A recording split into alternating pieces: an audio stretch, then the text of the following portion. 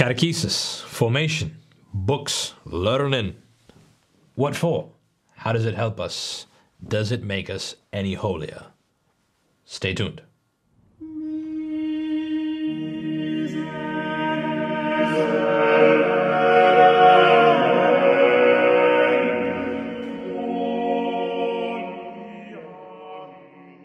So Patrick, the Saxum Institute has been operating here in Gibraltar, where I am, for the last 2 years, locally, in person. We're taking it online now because of the coronavirus and the fact that people are stuck at home, so we're launching this online segment of the Institute early. And what we do is teach the Catholic faith. We hand on the Catholic faith. Tradere, from the Latin, means to hand on, where we get the word tradition. And that's what we're doing. Like, that's our job. That's why people come to us. We hand on the faith. But I can imagine that there are some people at home who are practicing Catholics who might be saying, you know, I'm a Catholic, but the whole catechesis thing, the whole faith formation thing, intellectual formation, theology, anything like that, is to them a been there, done that, got the t-shirt type of thing. Right. The faith has been deposited. The deposit of faith has been deposited with me. I've received it. Now I have it. And to some degree, I may be handing it on myself. I inherited my father's box of valuables. Yes. It's there. Exactly. And then I also see that there are people who are saying maybe, you know, I'm not intellectual. That's not my thing. Like, my thing is more about praying. My thing is more about experiencing the relationship with God. A good thing, by the way, that we don't condemn, for sure. But why is that not enough? That would be the burning question for me if I was in that boat faced with the Saxum Institute. Sure. So, Jeremy, I want to be your friend. I thought we were already friends. Okay. I want to be your best friend. Though I don't care anything about your childhood. I don't care at all about your family. I don't care about your past. I don't care about your likes, your dislikes, your interests, your fears. I just don't care. I don't care about those details. Yeah. Like, they're just details. I don't want to know about you. I want to know you. Right. As if I was separable from any of those things. Right, and that's silly. And if you put it in those terms, anyone can realize, like, oh yeah, okay, yeah, that is dumb. Like, that doesn't make sense.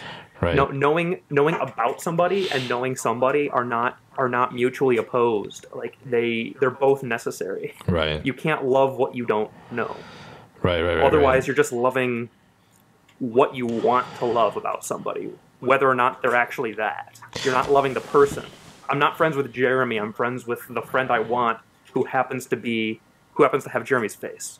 Right. There was a good analogy told to me a while ago, and I think that this will help to kind of sort through the whole piety versus doctrine thing, which, of course, we want both, right? We want both. Right. That whole thing with a video coming soon comes from the incarnation. You know, do we want Christ to be man? Do we want Christ to be God? Well, clearly we want both, right?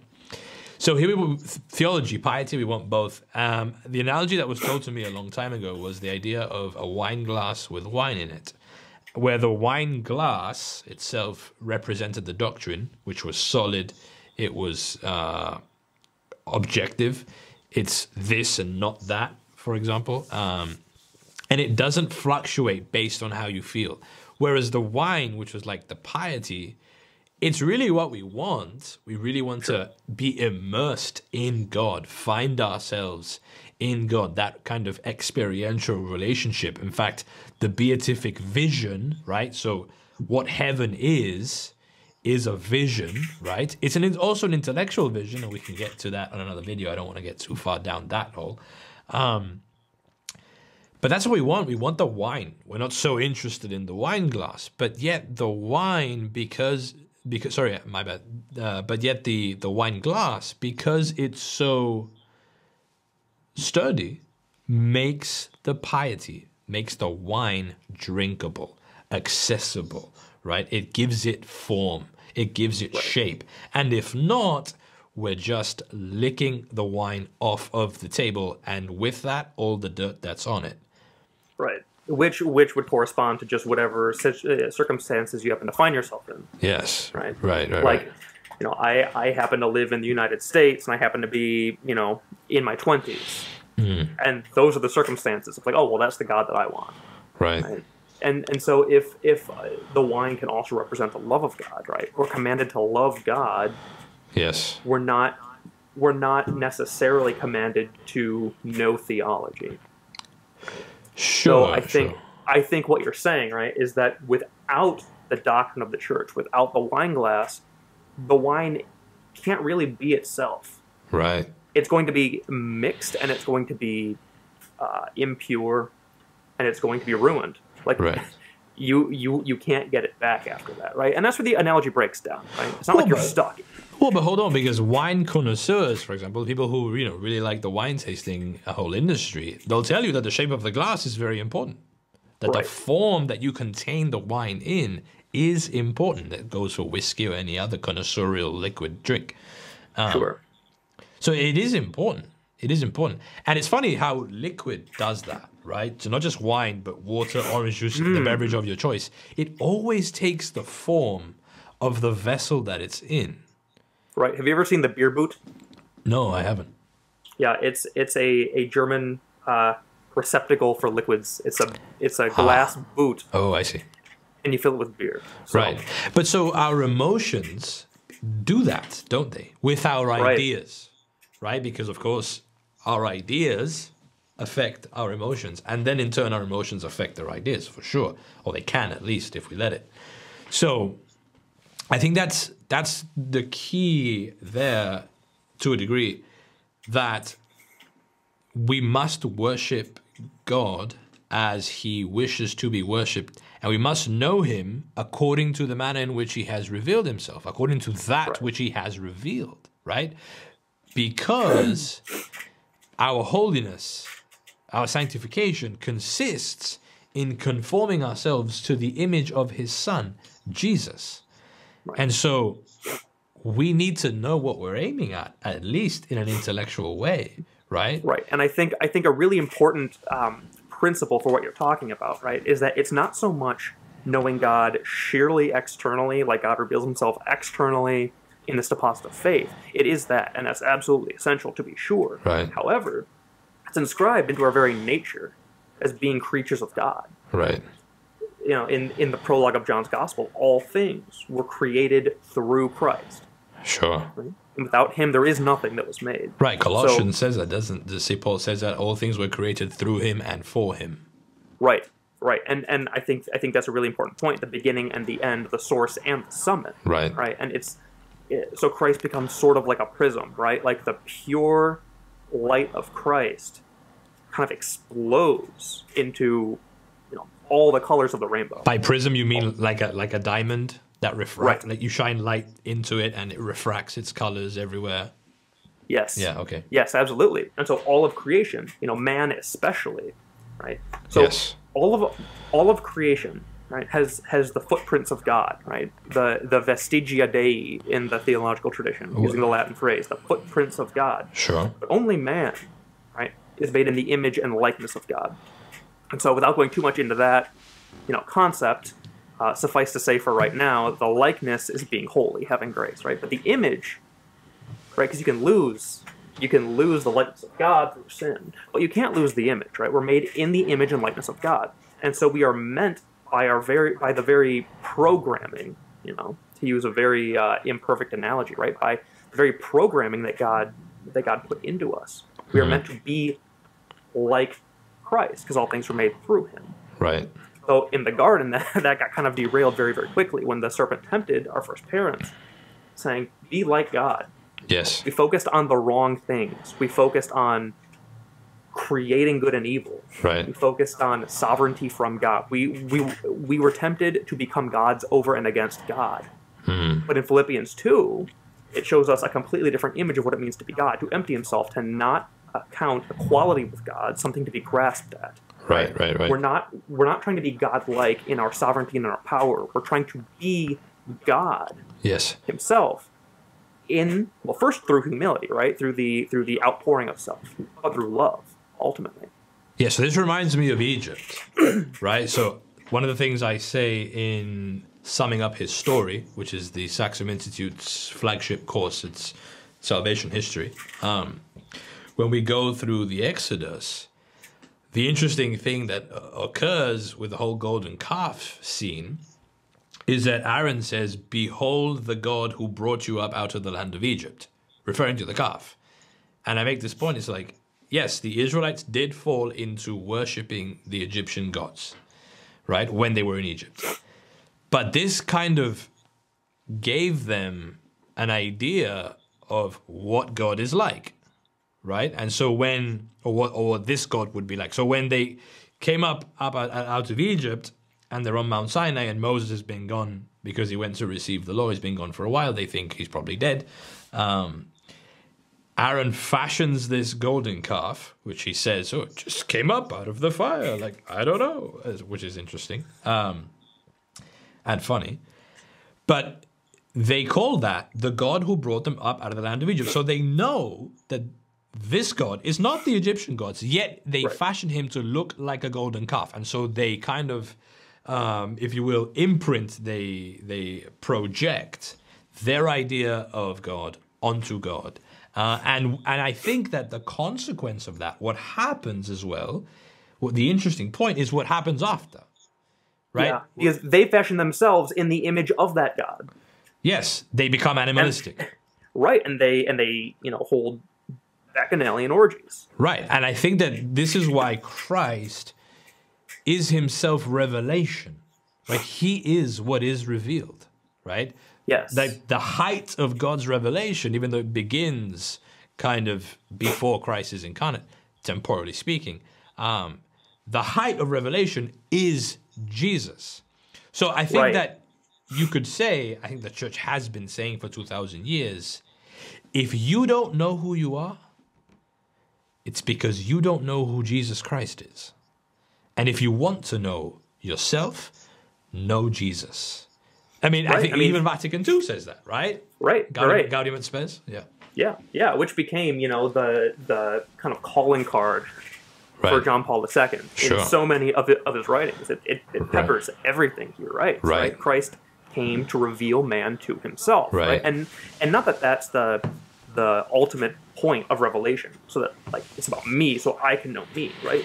That's not the point of the incarnation and his death and resurrection. Right. But it's an essential part. Yes.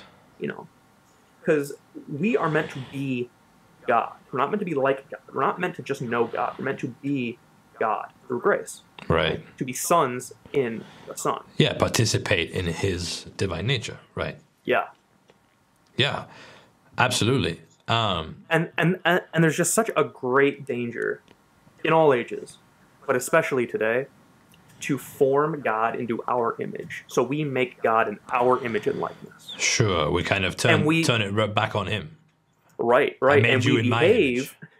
Yeah, and that's a major problem, and that's not something that affects just Catholics, but it affects all people. That's funny. Any faith. That's amazing. I've never thought of it like that, where it's actually us turning it back on God, saying, I'm making you into my image, or something that corresponds to me in some way. And therein lies the danger. We make a God that corresponds to us, that is easy, or that is hard, because we think that God should be really hard. It's not just the case. We're making it all bunnies and clouds all the time. There are people and this who is, think, no, and he this is should highly be perverse. Judgment, only judgment. Yeah, and this is extremely perverse. And if, permit me to take this analogy a little bit further. Okay. When we create God in our own image, he tells us, non serviam, I will not serve you in your image. Ha!